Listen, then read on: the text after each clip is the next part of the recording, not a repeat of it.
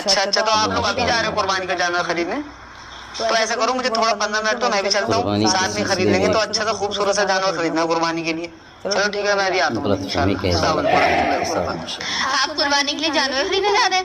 ہاں سب لوگ جا رہے ہیں نا خریدنے کے لیے، تو میں سوچا ہوں انہیں کے ساتھ چلا جاؤں، اچھا جانور مل جائے گا۔ اچھا سنیے، پچھلی بار کی طرح بڑا بکرا مت لے آئے گا، اس کا گوشت مزیدار نہیں ہوتا، کھانا بھی مزے کا نہیں بنتا پھر۔ تو پھر آپ کے حساب سے ایسا جانور خریدوں جس کے کباب وغیرہ اچھے بن جائیں، نہاری قورمہ بریانی وغیرہ اچھے سے بن جائے نا؟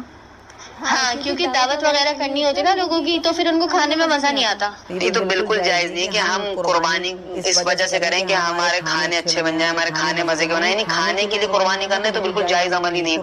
قربانی قبول نہیں ہوگی کیا لوگوں کو دکھانے کے لیے کہ ہم بکرا کتنا خوبصورت لے کر آئیں، کتنا بڑا بکرا لائیں، کتنی شاندار یہ لائیں، یہ بالکل ناجائز ہے، اس سے قربانی ہماری ہرگز قبول نہیں ہوگی۔ اللہ تعالیٰ سورہ حج میں آیت نمبر 37 میں فرماتا ہے لن ينال الله لحومها ولا دماؤها ولكن يناله التقوى منكم۔